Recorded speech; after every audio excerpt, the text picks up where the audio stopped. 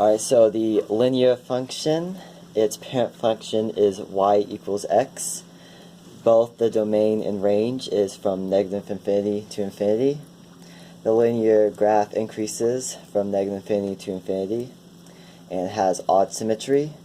The graph's end behavior has a limit of y from x to negative infinity equals infinity, and the limit of y from x to negative infinity is infinity. There is no boundness, asymptotes, discontinuities, or extremas.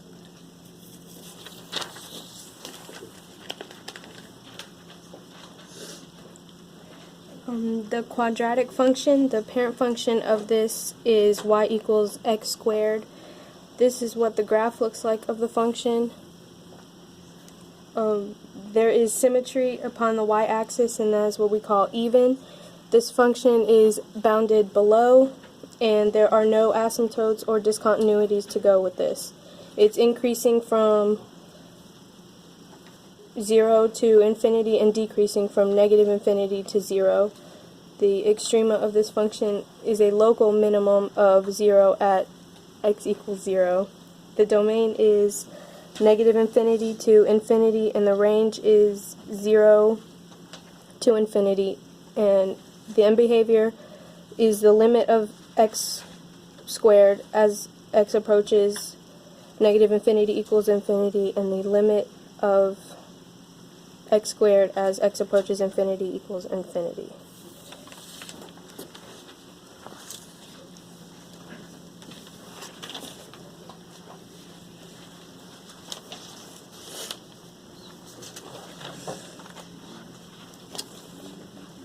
The parent function for number 3 is f of x equals x cubed, and the domain is negative infinity to infinity, and the range is the same because the graph goes on forever in either way. And the symmetry is odd because it is the exact opposite from the original x cubed, and it is not bounded because it continues throughout the graph. And the end behavior is the limit of x cubed when x approaches infinity is infinity, and the limit of x cubed when x approaches negative infinity is negative infinity. There are no asymptotes because the function goes on forever. It doesn't approach an x or y. There's no discontinuous because there are no holes in the function. It is increasing from negative infinity to infinity because the x values continue to increase. There are no unit of extrema due to no max or min.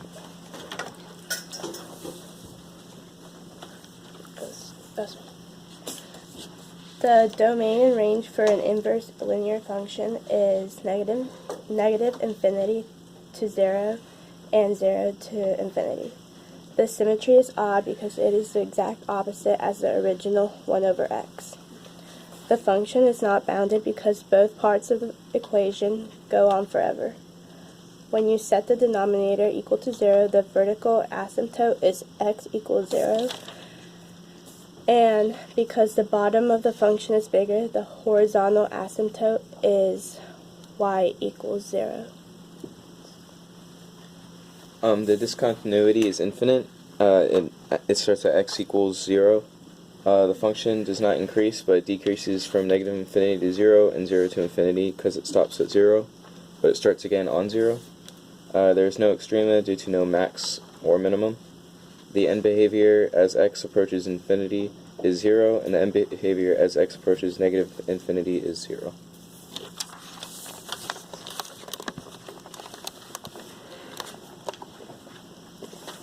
The parent function of the square root function is y equals the square root of x. There's no symmetry because f of negative x is not equal to f of x or the opposite of f of x. In other words, the graph is not reflected off the y-axis, the x-axis, or the origin. The graph is bounded below because there are no points below y equals 0. There are also no discontinuities. The graph increases from 0 to infinity. The extrema of this function is an absolute minimum of 0 at x equals 0 because this is the lowest part of any point on the function. The domain of this function is including 0 to infinity. The range of this function is also including 0 to infinity.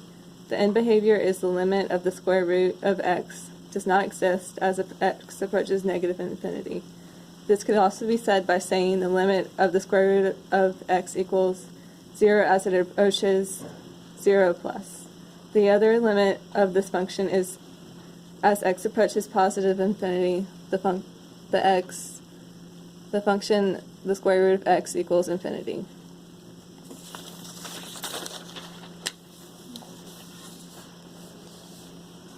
Using the equation f of x equals to 2 to the power of x represent growth, and the function of x equals 0.5 to the power of x representing decay, there is no symmetry. It is bounded below at y equals 0. Asymptotes is there is horizontal asymptotes at y equals 0, and there is no discontinuities. Graph number 1 is decreasing from negative infinity to infinity, and graph number 2 is increasing from negative infinity to infinity. And the domain for both graphs is negative infinity, and the range for both graphs is 0, infinity. There are no extrema because the graphs are going infinitely in both directions. The end behavior for graph number 1, as x approaches negative infinity, y approaches infinity, and for graph number 2, as x approaches infinity, y approaches infinity.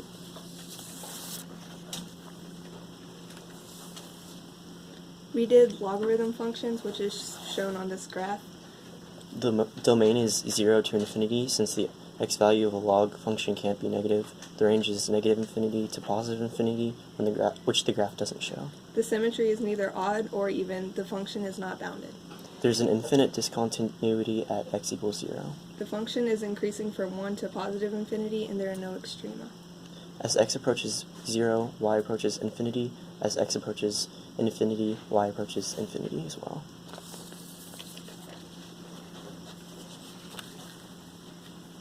The parent function for this graph is this absolute value of x. The symmetry is even because the graph is symmetrical across the y-axis. This means that f of negative x equals f of x. This graph is bounded below. This means it has an absolute minimum. There are no asymptotes for this graph. There are no discontinuities in this graph. There is no hole or break in the graph. This graph decreases from negative infinity to 0 and is increasing from 0 to positive infinity. There is an absolute minimum on this graph of 0 at x equals 0. There is no maximum on this graph, as it continues forever in the positive direction. The domain of this graph is negative infinity to positive infinity because it continues forever to the right and to the left. The range is 0 to positive infinity because the y values never get lower than 0, but continue forever in the positive direction. As this graph approaches negative infinity, there is no limit of y. As it approaches positive infinity, the limit of y does not exist either.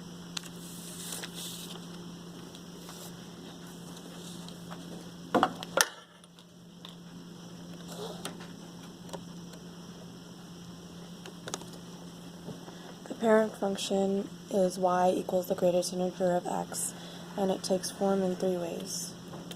The domain is from negative infinity to infinity. The range is the set of all integers. There are no symmetry, no boundedness, no asymptotes. Discontinuity is jump discontinuity at each integer. It increases from negative infinity to infinity, constant between consecutive integers. There are no extremas. End behavior is as x approaches infinity, the limit of y is infinity. As x approaches negative infinity, limit of y equals negative infinity.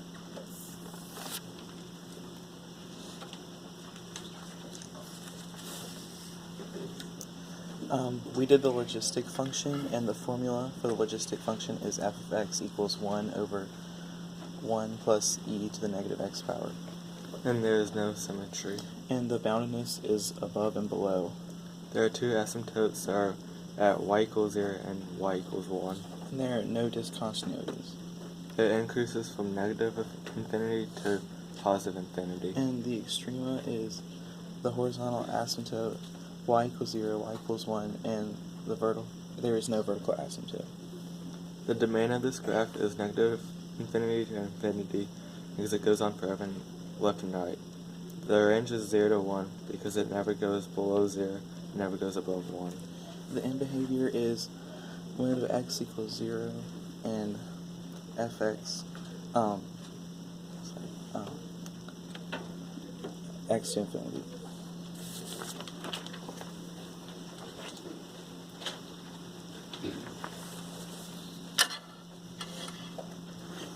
We did the sine function.